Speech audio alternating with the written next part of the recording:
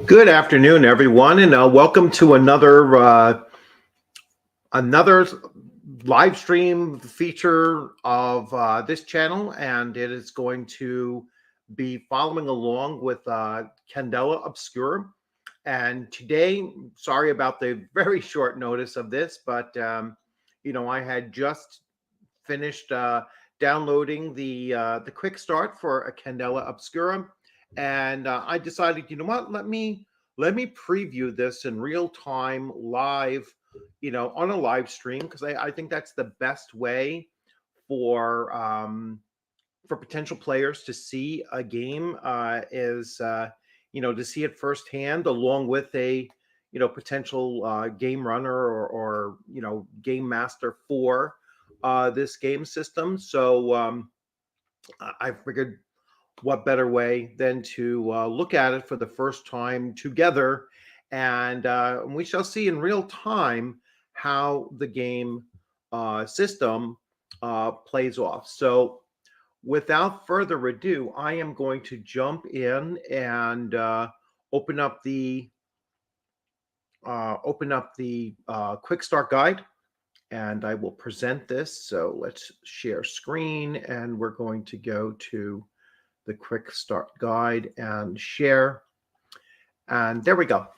So first look. Now I won't be able to see along with because it's like taking up my full screen here. I have to play around with that a little bit.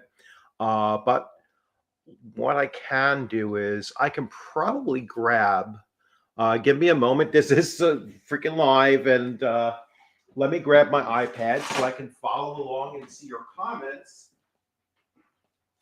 I will be able to follow along and see your comments in the stream on my iPad, and that way we can basically kill two birds with one stone. So just give me one moment here, and there we go. Feeling healthy. Just have to turn off the volume. There we go. And skip the ad. And now I can follow along, and I'll see if anyone is putting a comments in the comments section as I'm paging through this. So Candela Obscura, a quick start guide, and let's see how they relate this off here. So the full version of the rules is going to be released late in 2023. It'll be sometime after Gen Con, from my understanding. So late 2023. And let's go. The lead design is game design is by Spencer Stark, who just did a video on YouTube under the Critical Role channel, explaining the game system a bit. So I certainly advise you to go over there and take a look at that. What I'm doing here is I'm going to actually go through and see how it comes off reading it for the first time. And Rowan Hall, sorry, written by Rowan Hall and Spencer Stark. Additional game design by Christopher Gray, Tracy Harrison, and Taliesin Jaffe, who you will know from Critical Role if you follow Critical Role really, really closely. I've liked some of the things that Critical Role has done. I've never followed their their series, seasons 1, 2, or 3, to any certain extent. I mean, I've seen bits and pieces of it. I have watched the cartoon that they did put out, and I actually enjoyed that, quite a bit. So I'm looking forward to this because it's a different genre, and I love that. It's kind of like a gothic horror kind of genre, or a 1920s almost Cthulhu investigator type of vibe to it. And so getting started. Candela Obscura is a horror tabletop role-playing game about occult investigators who hunt down dangerous supernatural forces, making incursions into a world very much like our own. So it's not set in the real world, it's set in a fictional setting. Candela Obscura is also the name of a paranormal secret society charged with protecting the sprawling turn of the century city of New Fair, a place built atop the ruins of an ancient fallen civilization still teeming with remnants of powerful magic. Though we've worked to collect knowledge of this magic over the centuries, our understanding of these phenomena is very limited. We know they come from a realm beyond our own, but what they want and why they're here is still a mystery to us. I'm not going to go through all of the rest. Content and warnings, safety tools, blah, blah. All right.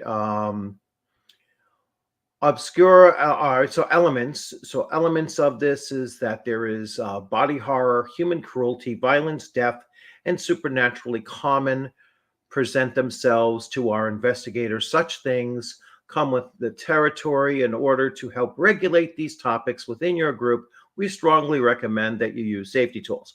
Listen, although the intensity of the horror is in your adventures is entirely up to you, terror should come as no surprise for any who embark upon the assignment with Candela Obscura. That's all you need to say. That's the safety tool right there. All right. You basically tell the players, this is what the game is, and this is what you can expect. Done. There's no, if they're good with that, they sit down, they play the game, they're good with that. If they're going to have a problem with that, just from the very basis, they can walk away. That's perfectly fine too. Rules of the world. Candela takes place in a world that resembles our own. The average citizen neither knows about nor would believe in magic or its effects. There is a barrier known as the flare between the realm and the beyond. There are places where the flare is weakened, referring to as thinnings. These thinnings allow metaphysical energy known as magic to seep through the flare. The myths and legends and folktales of the Fairlands are stories created to explain real magical phenomena. Rules of magic. Magic can become infused, all right, in mundane objects, places, and beings, permanently altering them. If the thinning is opened wide enough, creatures from the beyond may also come through. Anything affecting by magic or from another realm is known as a phenomena. Bleed is the corruptive force left behind by powerful magic. This bleed also radiates from the phenomena that have made incursions into the world. When a person has too much bleed, they may be taken over by these supernatural forces, becoming corrupted or die. The manifestation of bleed varies based on the phenomena. People with an inherent magic are rare in the mundane world. Many Candela Obscura members interact with magic by wielding powerful artifacts. These items may also reduce, contain, or eliminate bleed. Rules of Candela Obscura. Members of Candela Obscura are investigators of supernatural phenomena, attempting to protect the world from the dangers by securing and studying them. The organization has a hierarchy that includes a council of lightkeepers who direct the resources of the Candela Obscura. A small party sent out by a lightkeeper to investigate a phenomena is known as a circle.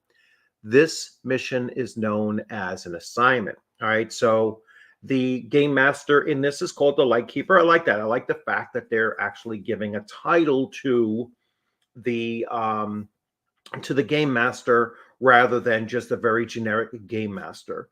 And instead of a player party, it's called a circle. Also, I like that idea as well. There are Candela Obscura chapters, local enclaves of many members throughout the world. Each has access via a thinning to the organization's trans-dimensional vault known as the Fourth Pharos. The Fourth Pharos is a fourth iteration. Sorry. The Fourth Pharos is the fourth iteration of a lighthouse stronghold that sits within the flare. Inside, there are vaults where the most powerful books, artifacts, and phenomena are kept for safety. The security of these vaults is maintained by centuries-old, constantly turning magical astrolabes. The remaining of this document is designed for you to use as a source of inspiration to build your own adventures, with more guidance and tools to come in the core rulebook. The Quickstart Guide includes a first look at the world, the society itself, additional organizations, and so on. All right, so let's start taking a look at the mechanics. So preparation. And I'll check to see if there are any comments so far. Yes, so heavily influenced by Blades in the Dark. Yes, I believe it is OGGM. And they described it as such. They described it as a, it is a narrative type of a game using a six-sided, the D6 dice pool system. So let's dig further into this. So preparation is played in a series of assignments given out by the Circle's Lightkeeper, a character played by the GM.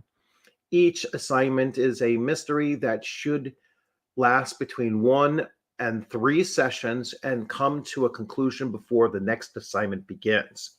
All right, so I like that. It's kind of it's kind of a short form, mini episodes. All right, anywhere from 1 episode to a grouping of 2 or 3 episodes before they will move on to the next thing. So you can imagine that an episode could be anywhere like 1 game session, probably around 3 hours on average, and as many as 9 hours to complete one of these, 3 episodic adventures. All player characters or PCs will need one of the 5 pre-generated character sheets available alongside this quick start, and 9 six-sided dice called D6 for short. 3 of these dice should be a separate and distinct color. This will be referred to as the Gilded dice, and the remaining 6 will be known simply as the standard dice. Your group will need a circle sheet for a team as a whole, and we recommend supplying field guides for each player. And I'll show you those field guides briefly as we get through this here, and so on. So dice mechanics. Candela uses the Illuminated Worlds D6 dice pool system. All right, so this is the game mechanic system that I'm assuming Critical Role is going to be using, not just for this game, but for some other games as well. I don't know if it's the same system that Daggerheart is going to use. That remains to be seen, although I have a feeling, and I know others share this as well, that Daggerheart will probably still use a D20 as the core system for it, considering Critical Role's logo is a D20. It kind of makes sense that they're going to stick to that. And again, that's an opinion that's shared by quite a few so far. But anyway, so it uses a D6 dice pool system. When there is a question of whether something will happen and there is a potential consequence if it doesn't, you'll make a roll using the dice pool and take the highest result. All right, so on a die, a 1 and 3 result means a failure. A 4 or 5 means a mixed success. A 6 is a full success. On multiple 6s, the roll is a critical success, and you get what you want and something extra. All right, that's pretty simple way of doing it. Actions represent your character's proficiency at a given maneuver under pressure. Each can have a rating between 0 and 3, denoting the number of dice you'll roll when performing the action. All right, denoting the number of rolls performing the action. The higher the value, the more skilled your character is in that area. If you have no points in an action, the dice and decide not to spend drive to add dice to your roll, you can still attempt the action. In that case, roll 2 dice and take the lower result. So it's basically like rolling with disadvantage for something that you're unskilled in. Note that you can't get a critical success. You can't get a critical success on this kind of a roll. All right. So even if you roll 2 6s, so you will not in an unskilled area ever get a critical success. All right. So you can see here this particular example is a survey. You would roll 1 die. Focus, you would roll 2, but take the lowest, and you cannot get a critical success. And sense, you'd roll 2 die and take the highest of the 2 of the rolls, or both rolls if they're both successes. Danny wants to check the room to see if anyone in the crowd is closely watching her circle. The GM tells her to make a survey roll. She has an action rating of 1 in survey, so she rolls 1 die. All right. So much as I described it. Drives. Drives are a resource that you may expand and replenish during the session. They represent your character's ability to push themselves past the standard capacity. You can spend 1 drive point to add 1 additional die to a roll of an action that drive encompasses. You may spend as many drive points per roll as you have available. For example, if you're rolling with a move, you may spend points in nerve to add additional dice. Your dice pool can never have more than 6 die. All right, and I will check to see no more comments yet. All drives have a maximum, which determines the highest amount of points your character can have in that drive. Your sheet also displays the amount currently available, which is a number that will decrease as you spend the available points. Another player can assist you by spending 1 of their own drive points for a +1 die. Although an assisting player can only spend 1 point of drive per roll, multiple players can help you carry out your action. When another player offers aid, they should describe what they do to assist within the narrative. It is the GM's discretion whether or not your circle members are able to help. All right, and so here we have a description.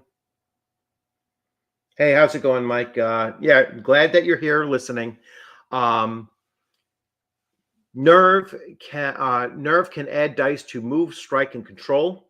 Cunning can add dice to read, sway, and hide.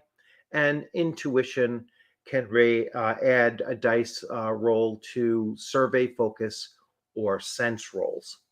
Gilded actions.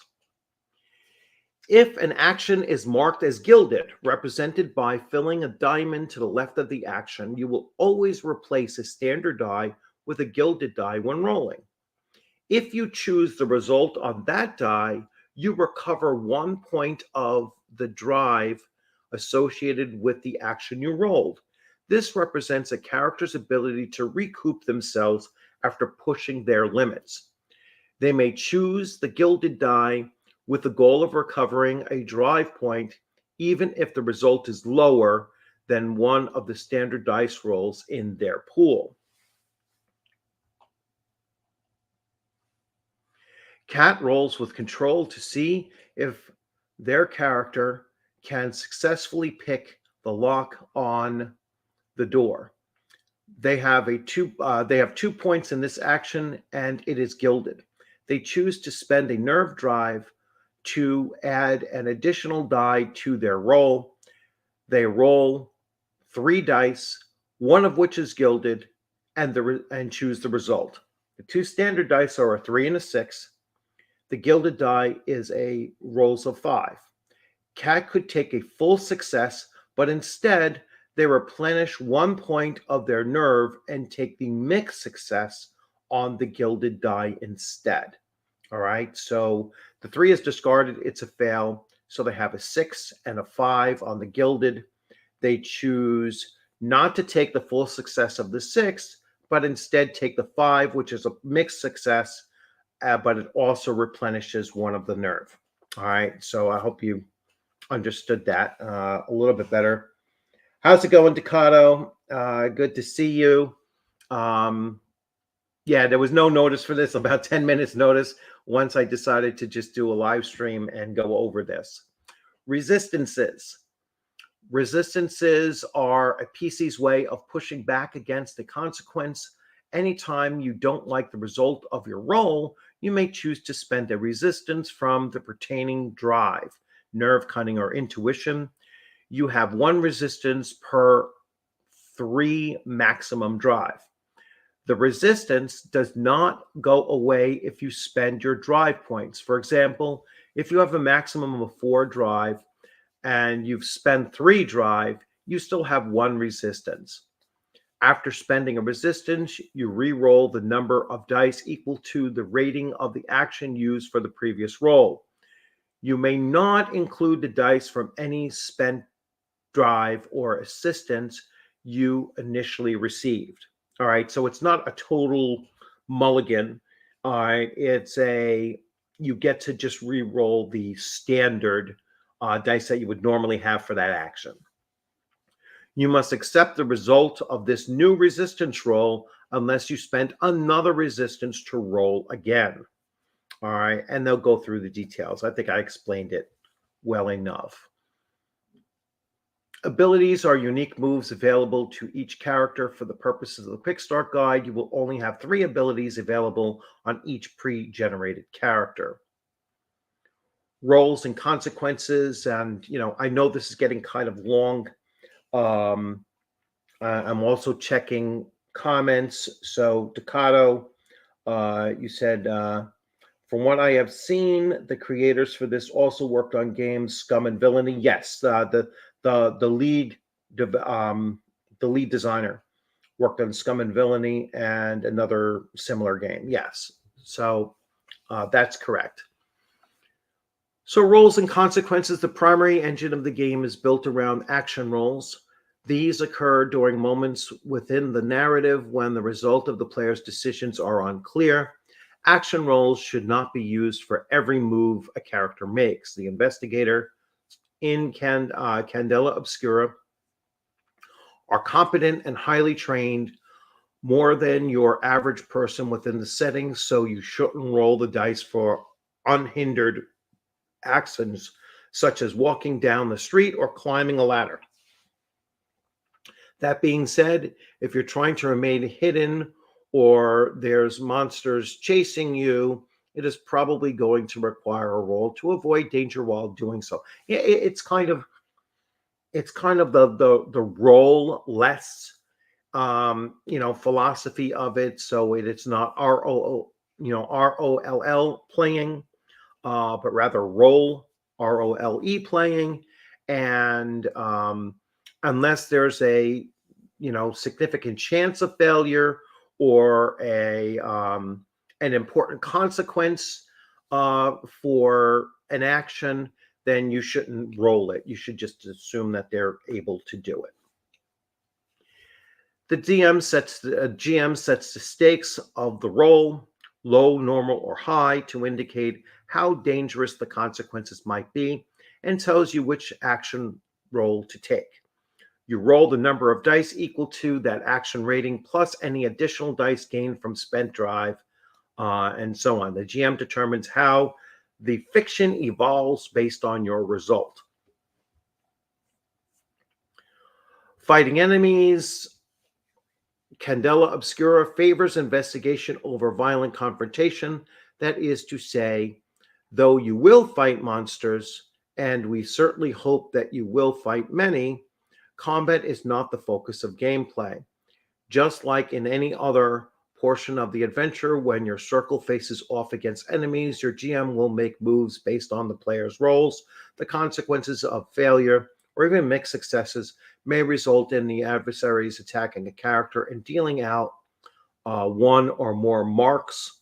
Your GM may even surprise you with an unexpected consequences based on the result. So let's see, building your character. When making a character, you choose from any of the 5 roles: face, muscle, scholar, slink, and weird.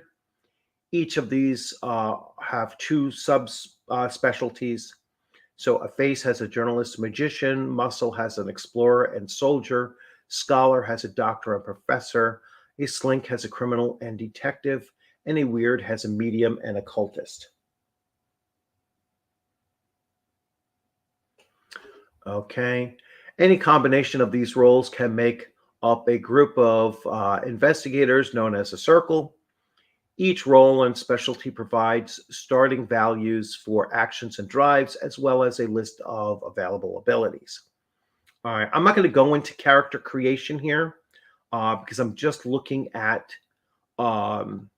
mechanics. And this is hiccuping a little bit. So connections, gear, and mark. Body represents physical harm. Brain represents mental strain or stress. And bleed represents harm caused by magic. And then this looks like circle mechanics. At character creation, your group will choose a circle name and ability. Each assignment, the GM asks the 3 illumination questions. It should be illuminating questions on the circle sheet, which I have a copy of. I'll show you that as well. And for each answer in the affirmative, the circle earns 1 illumination.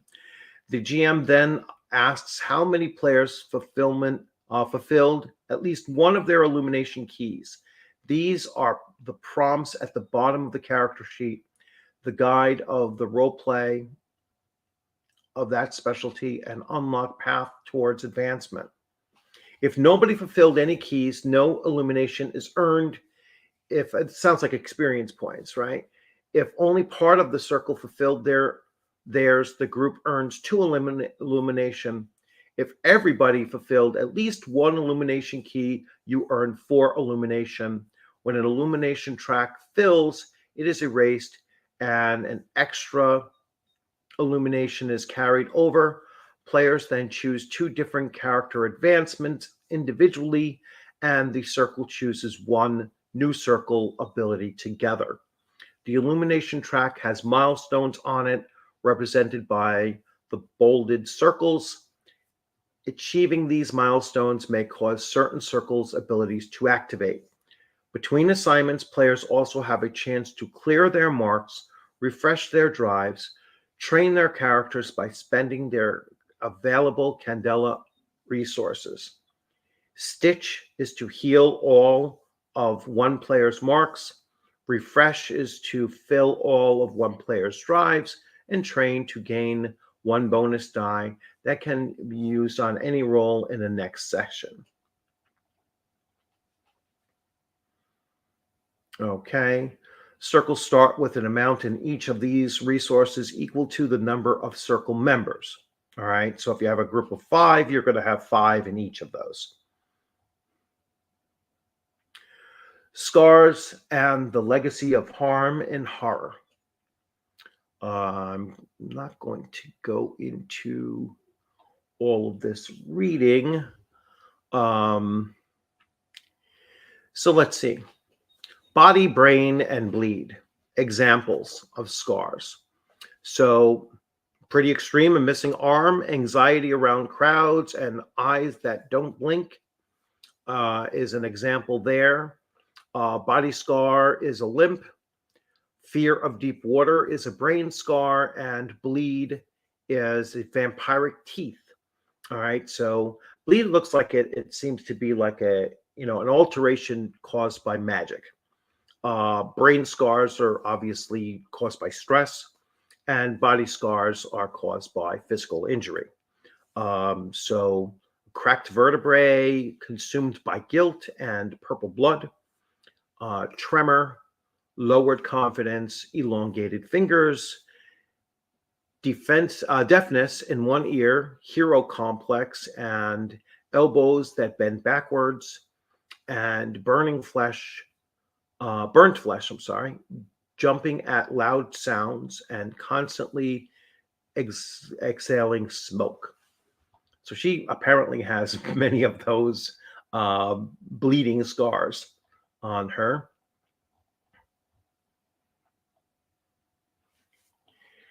Then we go into the setting, and I am not going to jump too deeply into the setting here because, again, it's not straight up game mechanics. I'm going to see when it jumps back into game mechanics. I like the layout. The layout is very nice, actually, and it's nice art. Very clear pictures, very clear page numbering and such, and even the background is not bad. It is going to be ink intensive if you're going to print this off a PDF.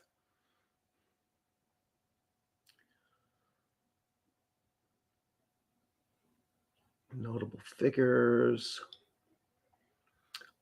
Esoteric Order of New Sciences, Eons. So these are organizations, additional organizations. And let's see. Obviously somebody with a lot of bleed. Dressed to Kill. This might be an adventure. So let's look at the adventure layout. So the premise, what is actually going on here? There are the list of threats, the list of NPCs. I don't know why they bother with pronouns. It's so silly. We're not children. This is an adventure. So it does. The Quickstart does come with an adventure to check out. All right, let me stop sharing for a moment and let me go back to here. All right, so and let me get caught up here on some of the comments. I apologize for that. I will go back and share some of the other things there and see what else came in the. So what I did was I signed up. For the newsletter, and then I got an alert that on my drive-through that there was a new content to upload, and there it was. So let's see, heavily influenced. Yeah, let's go back to this. So OGGM mentioned it. Good to see you.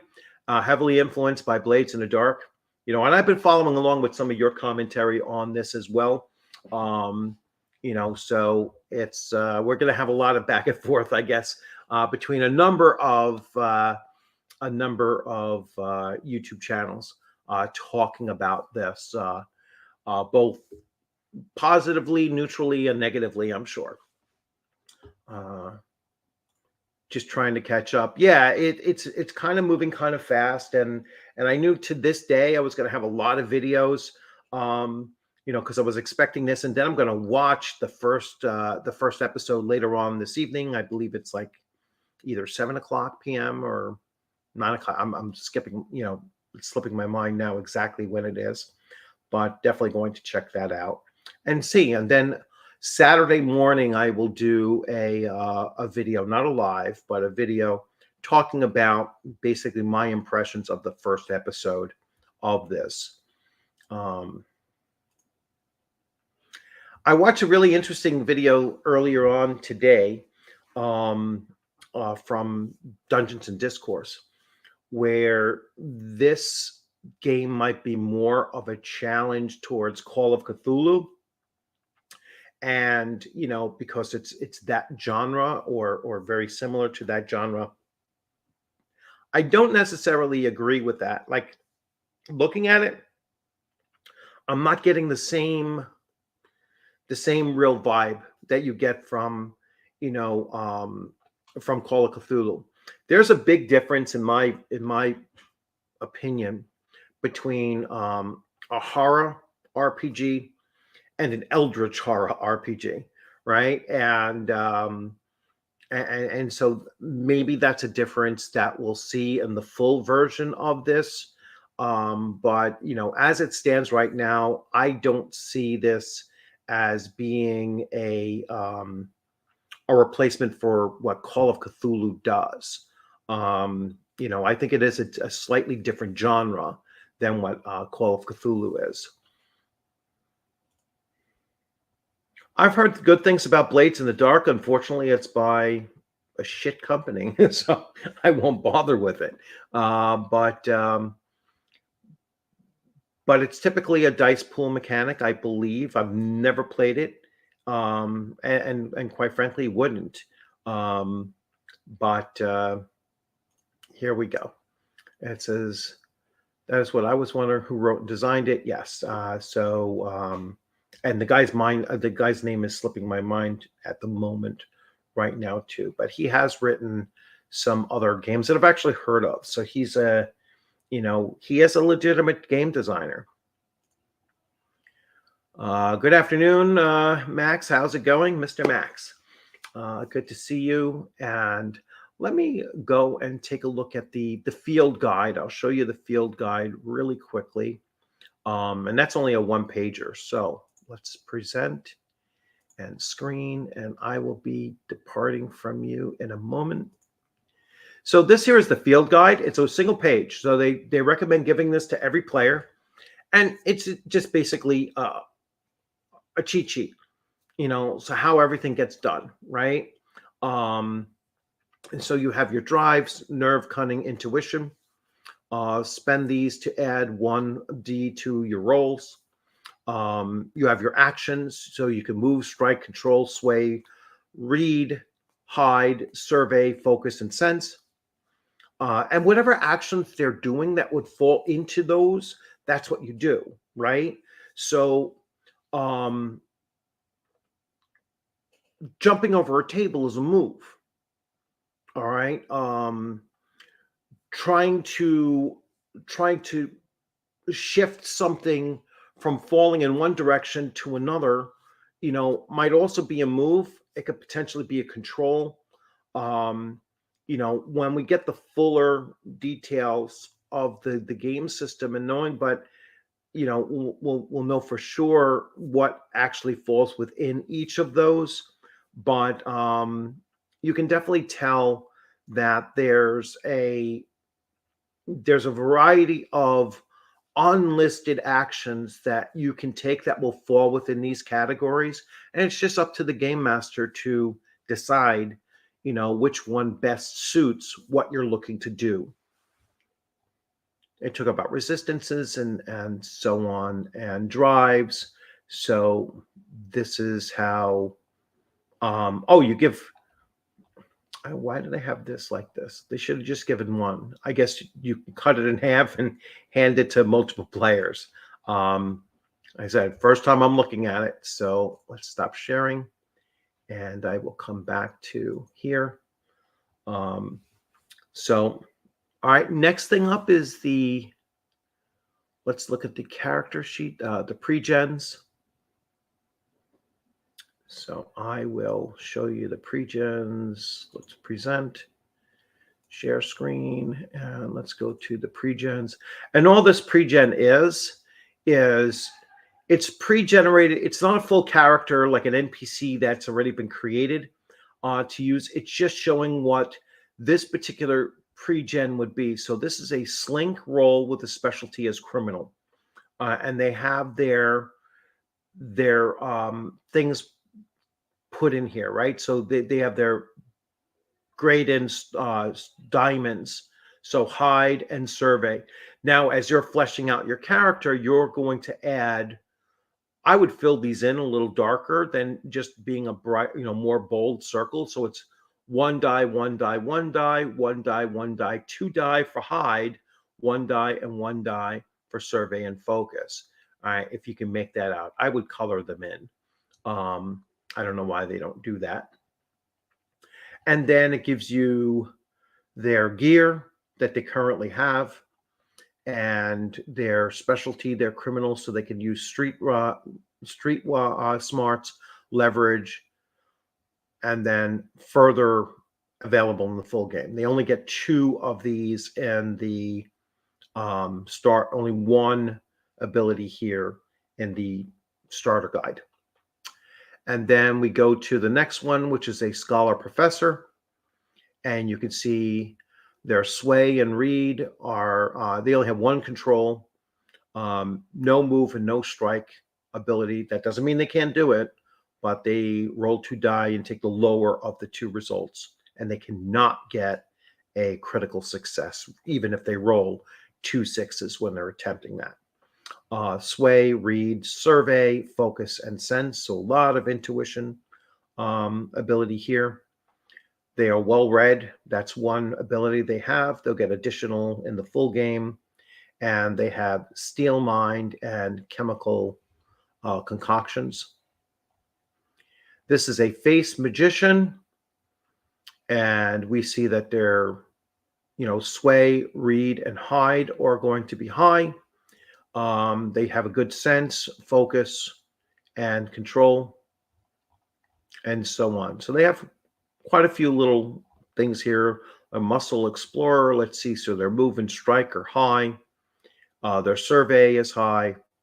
Everything else is, either 1 or no skill included in it. They have behind me, all right, and the abilities of that, and so on. So I'm going to stop sharing. And I think there's only one. There is only one other passage left, and that is the circle. The circle page. So let's see what that actually does. Circle sheet.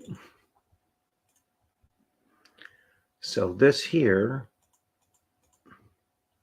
So these are the illumination questions. Did you contain or destroy a source of bleed? Did you provide? So this is almost like an after action report. I'm getting a sense to determine whether or not you as an individual and whether or not as a group, how many experience points you're going to get, right? So did you contain or destroy a source of bleed?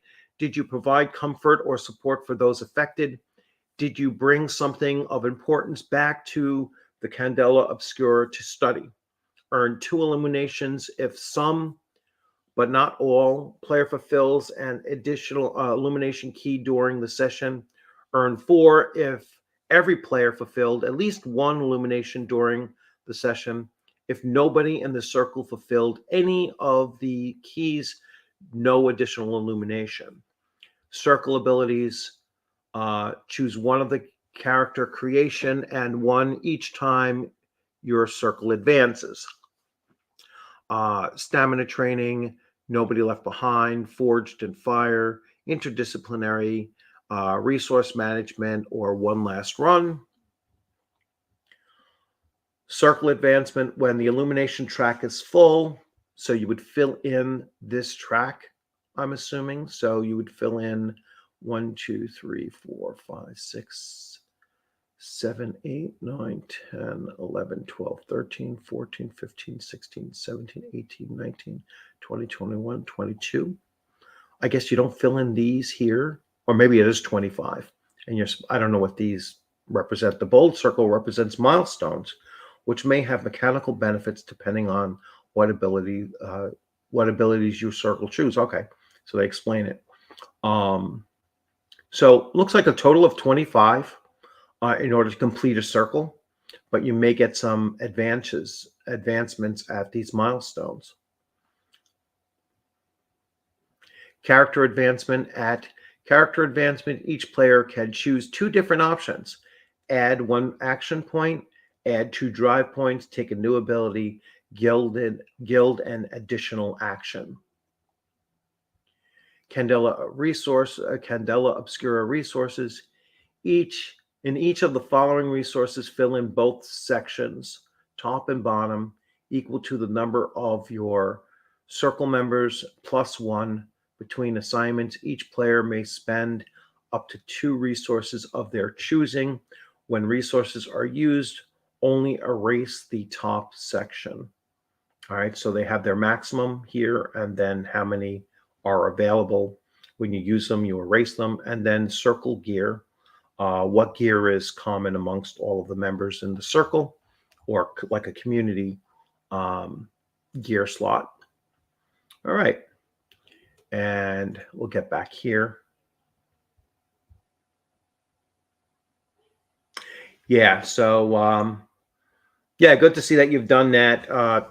So I mean, that's basically it. I know it'll probably take another read through to get like a slightly better idea of how it works. Um, I could certainly see trying to play test this out, run it with run it as a one shot.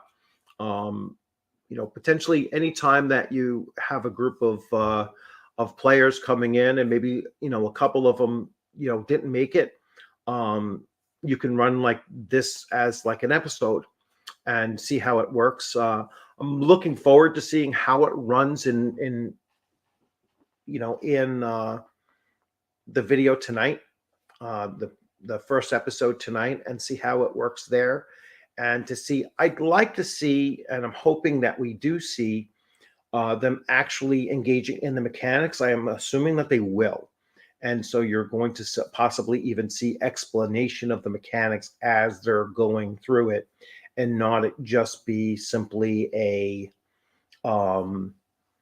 complete show, or maybe they'll break it up and everything. It really remains to be seen. I wouldn't mind so much the episode tonight being more of a tutorial of how to run the game, and then going in and doing it, because the seeing how it was run this morning, that video there, I think that there were a few things that I was still like kind of scratching my head on. Now having read through it the one time, and like I said, in real time. So if I've misstated anything, it's because it was the first time I'm reading it, and I will go back and take a look at it as well. So hopefully that comes off. I really do encourage you to download it. It is free, and check it out, and see how that how that fills in a gap that maybe you have in your gaming, and decide, hey, you know what, I'm going to at least run the quick guide. I'm not suggesting that you should go out and buy the game system when it does come out. I'm assuming it's going to be announced, its full version announced in at Gen Con, and it'll probably be kickstarted at some point, because I have a feeling that Critical Role knows that they're going to garner in the millions for any Kickstarter that they run. That's almost without saying. So they're not going to turn down an infusion that will help them either tweak it, produce it, get the physical copies of it going, plus tie a whole bunch of other stuff to it, including buzz. So I have I have every expectation that they're going to kickstart both of these games, this one and then Daggerheart, and they're going to be phenomenally received Kickstarters. They're definitely going to both blast into the 1 million plus range for sure. So and we'll see what quality they actually have. Looking at this as like the dice pool mechanic and everything, I mean, I get it. I kind of see, how it's a fairly, not too complex system.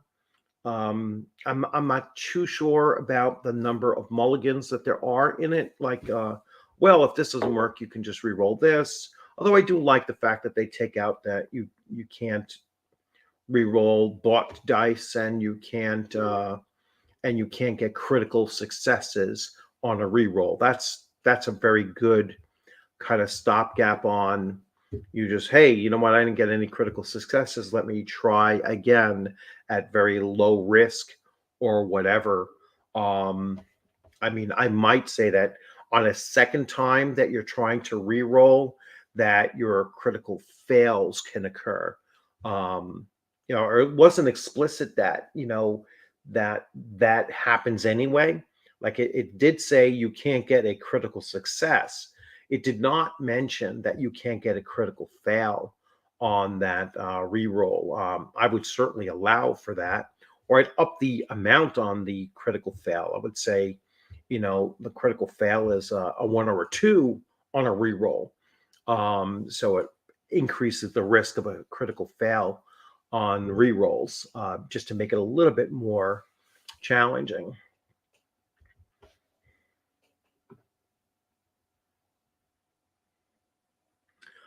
So let's see. I went to, so I was surprised they did not kickstart their Xandria setting book, because that was uh, that was one of the Wizards of the Coast. So they couldn't. So Xandria and their other one, Wildmount, were both their Wizard of the Coast books, or 5e books. Um, I think that this is a very clear indication that that was the wasn't that the redo.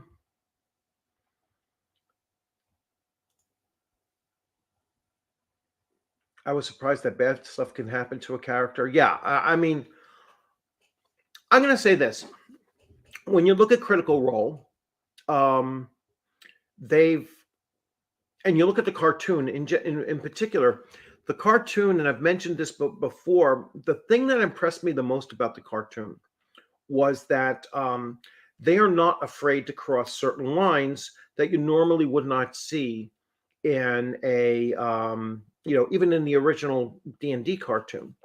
Um, they were okay with showing pure evil as pure evil, unreconcilable evil, and they were willing in the cartoon to kill innocents, and you actually have you see that, and so they are a lot edgier than you would expect. Number one, and um, they're going to, if they are going to create a system, it's going to be less forgiving than 5e is.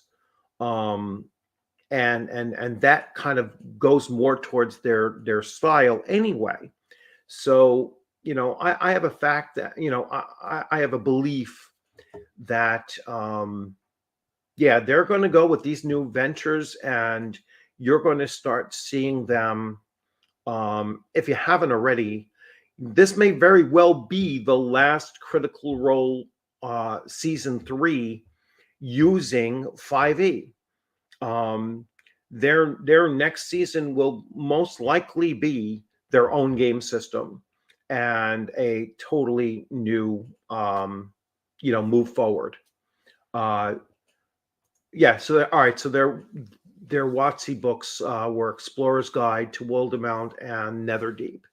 Um, wasn't Tal'Dorei, or is it just that Tal'Dorei, the first one, was just for 5e and not specifically Wizards? So they might, like Matt Mercer might actually owe them one more book then, because I could have sworn they had like a 3-book deal. Not quite sure on that. So it remains to be seen. But that doesn't mean that they're not going to start creating their own stuff.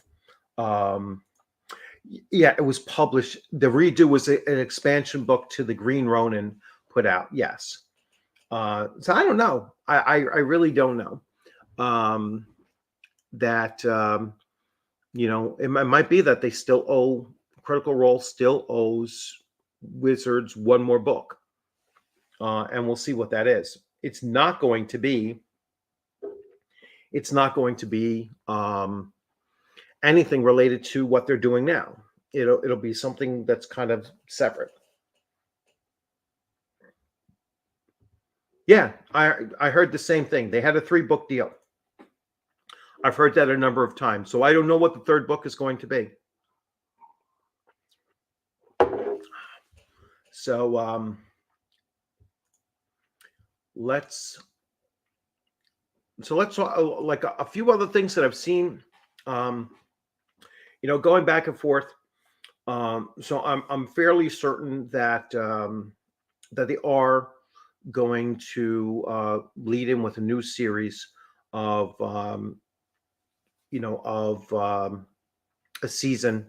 So their Critical Role season 4 is most likely going to be either using their new system, or it's going to be a complete break of genre, even, and not be a fantasy role playing system, but maybe this will expand if it's big enough, because they're doing like a trial run of like 3 episodes or something like that. They might just go with this and see how this pulls off. I think this is going to do well. It might not do as well as a fantasy RPG, but if they are going to return to a fantasy RPG, I do not see it being 5e. I think that Critical Role needs 5e less than 5e needs Critical Role. I think that's pretty darn obvious, and they will do fine with whatever they choose to do. If they want to keep something close to, if they want to keep it close to the same game style, their game style is so disconnected from rules that I think that their shtick will work with any game system. I mean, they've done Call of Cthulhu before, and it was like a hugely popular episode when they did that Call of Cthulhu one shot. And they've done other game systems as well. It doesn't seem to be like, oh my gosh, they've all of a sudden got so few viewers because they did a different game system. That's not the case. Yes, CR doesn't need 5e. They really don't. All of this talk about all these companies are coming to Wizards of the Coast or to Hasbro and doing all of these connections. Lego doesn't need 5e, or Wizards of the Coast, or even Hasbro. The only thing that Lego was looking to do something for Dungeons and Dragons 50th anniversary. It's not like they're going to make a huge windfall from doing this contestants, winning prize. And to be honest with you, all they're doing is that contest was to put together, a diorama using existing Lego pieces. So it wasn't even like they had to craft a special set.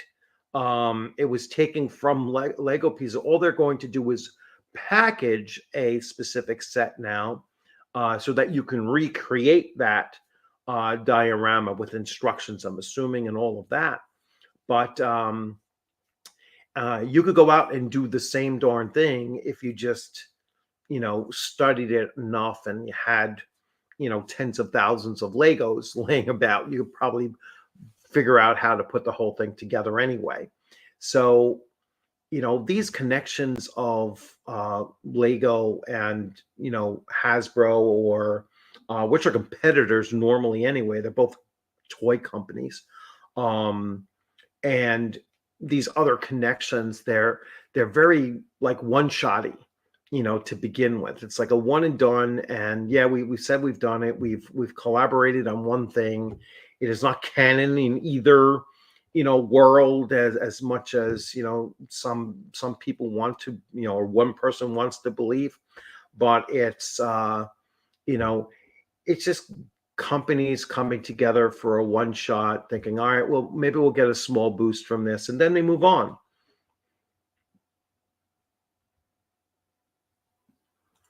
Let's see.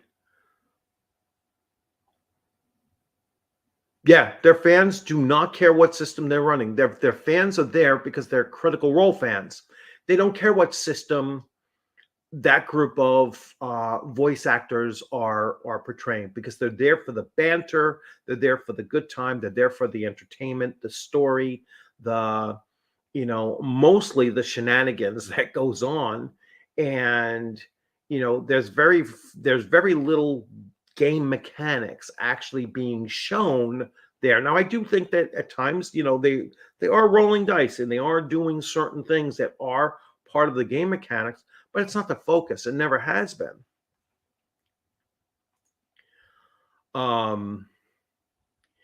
Yeah, well, it was certainly not for you. But Lego is not going to replace WizKids. I know Hasbro is not looking to have another company, a toy manufacturer, replace their own miniatures. That doesn't make any freaking sense whatsoever. All right. There is no crossover between the two beyond the one shot, just to honor Dungeons and Dragons 50th anniversary. It has nothing to do with Hasbro or Wizards of the Coast. It could have been old TSR. It could have been new TSR. It could have been a totally different company that owns D&D, the license. And Lego would have approached them on the 50th anniversary and said, will you consider allowing us to run a contest where we'll create this thing and we can cross over for this one-time product.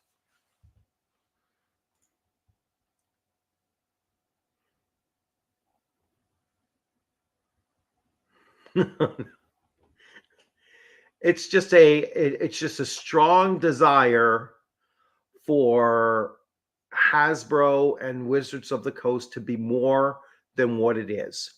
And that's what it is. It's just a strong desire. It's a brand fandom more so than a fandom of the game. And so that's all that you see there.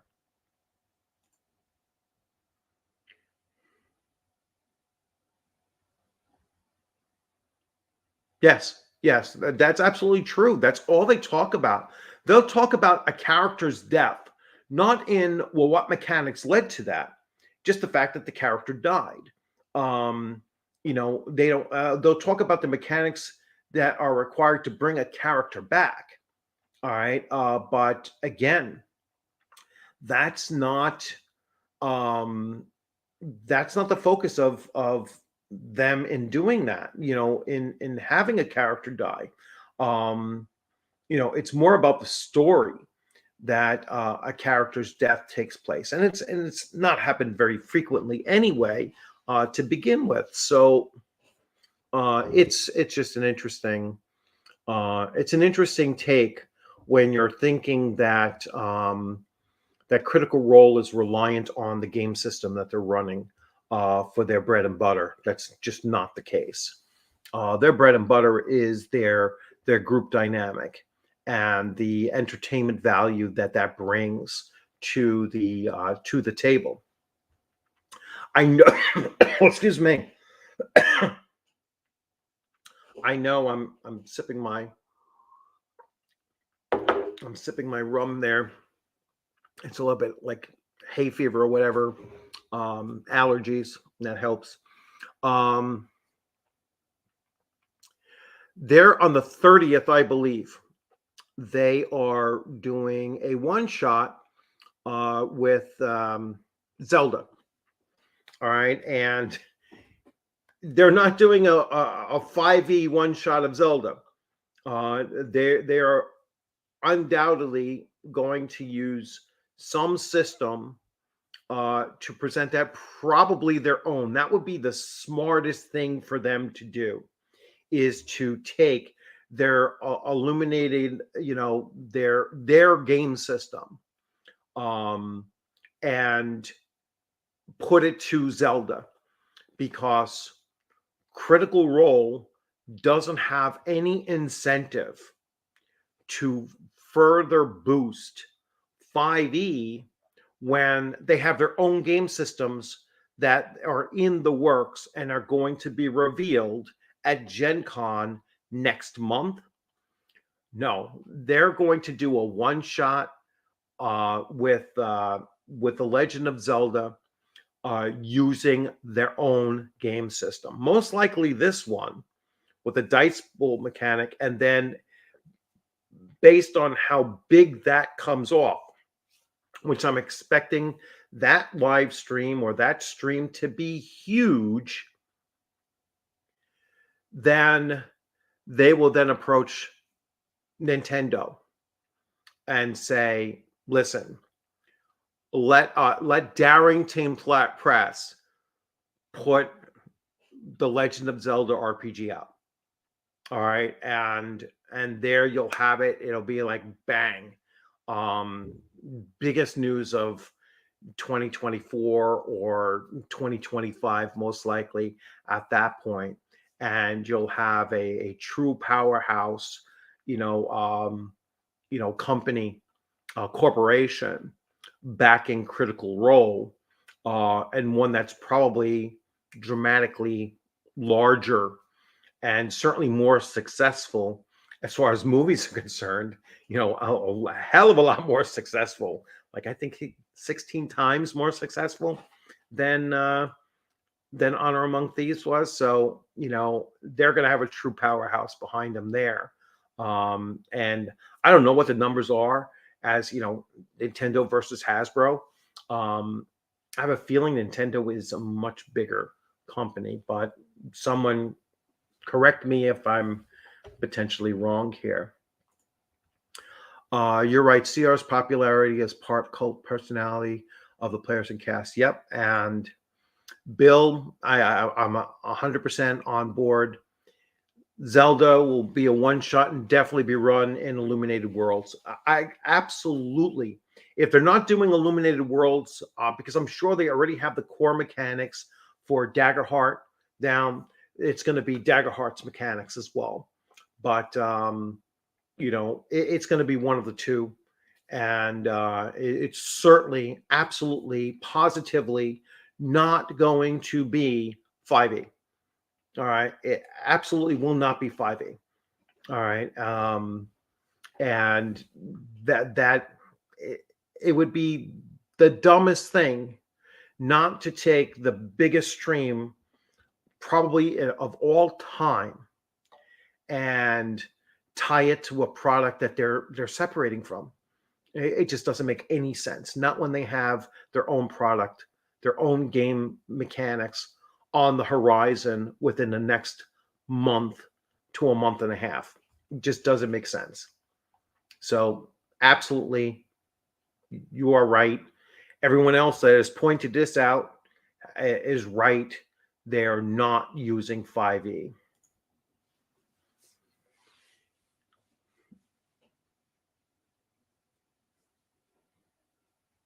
Yeah, they're not. It would be so counterproductive to their own what they're looking to do on their own.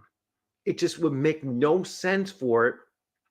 And the other thing, which I got from somebody else's video, I forget if it was Dungeons and Discourse or it was somebody else's, where they were mentioning that Nintendo and Hasbro already did a joint venture, I believe, with Pokemon, and it did not go well. They did not like the relationship between the two companies, and so they would absolutely not do this again. Not with as many missteps and foolishness that Hasbro, and dickishness as Hasbro has engaged in recently. There's just no way.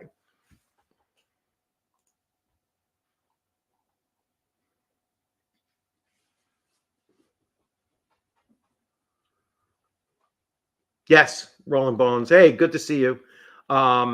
Yes, they will. They will not.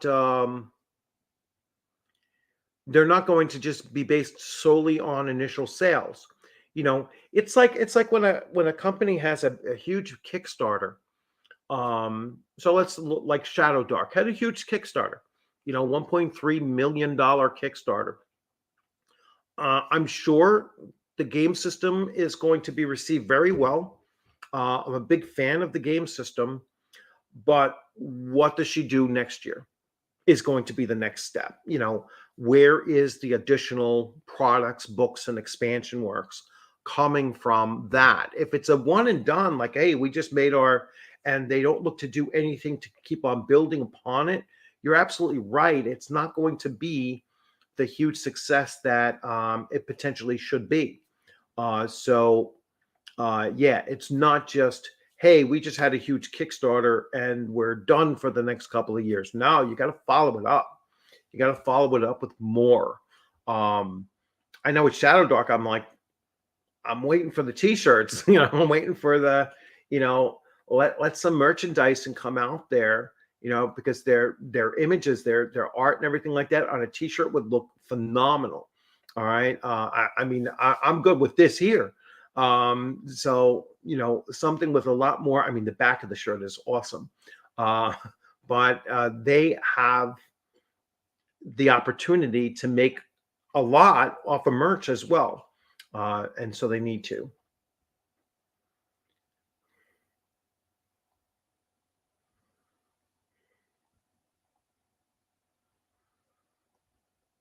Yep. And let's see. They should release an Alexandria Worlds.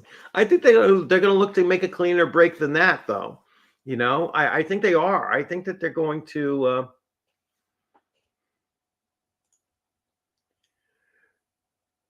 You have a Shadow Dark T-shirt? I didn't see that available. If you do, let me know, and I'll see. I'll see. You sure it wasn't just like? Well, it wasn't part of the Kickstarter.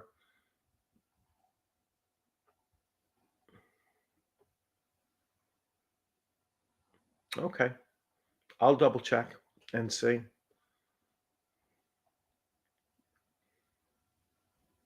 Because I asked on the Kickstarter if there was going to be one, and they said not at this time. Like they couldn't, they couldn't manage it with everything else. Yep, with the weird beholder-like creature on it. Oh, I got to see that. Um, I got to see. I'll search after the stream, um, and see if I can find it. Yeah, I would love that shirt too. I know which one you're talking about. Although I like the one with the adventure party, um, walking with the torch in there, the group walking through too. That's pretty cool. Let's see. So again, I hope you're enjoying this. You enjoyed this quick look at Candela Obscura. I'm going to be logging out in a few because I have to go get an extension to my passport for my vacation this year. And let's see, I covered all of this stuff up here in my queue. So yeah, just keep on following along. Like I said, I'm going to watch it tonight. I hope many of you do as well. And then Saturday morning, I'll do a little breakdown of my impressions of it. First off, and see how I'm going to specifically be looking at how the game mechanics are visible in what they're doing. And if they're not at all, then I'll be like, all right, well, this is just, you're going to see it. It's just going to be a show. Yeah. And so I'm definitely looking at watching it and then doing a video Saturday morning, give everybody 2 days to have seen it, just in case I don't have to worry about spoilers at that point. And And I'm going to keep on following it. I'm going to keep on following it. It's a monthly show, so that's cool. I don't have to worry so much about, trying to catch a weekly show. And, and it should be good. It should be pretty cool. I'm also looking to see how it's going to be. Thanks. You sent the link. I guess not in here, though, because I don't see it in private chat. In Discord, I guess you sent me a link. I'll check it there if that's where you did it. But yeah, as always, everyone, thanks for popping in. I hope you enjoyed this. I certainly did, taking a look at it. I'm going to definitely give it another deeper dive and look through it again. Probably look to run it. Maybe a couple of us can get together and run that as a one shot. I know that this is Memorial Day Monday coming up, so I'm sure a lot of people are probably doing a lot of things. Although I could probably squeeze in a game sometime on Monday to do that, and then next week I'm actually working. No, I'm free Tuesday morning as well. I'm free Tuesday morning. And then Wednesday, Thursday, Friday, I'm working, so I won't be able to do it then. So I will also be watching it tonight. And then maybe I'll pop on later on after the show just to do another little live stream chat after. Although I'll probably just do a video. I have another video in mind to do for today as well. So, hey, everyone, thanks for popping in. Hope you liked it. And, keep on following. I'll keep on covering Candela Obscura until it's not very popular. I'm sure it'll be pretty banging episode tonight, and we'll see. It should have really, really good numbers. So you'll have a good one too. All right, take care.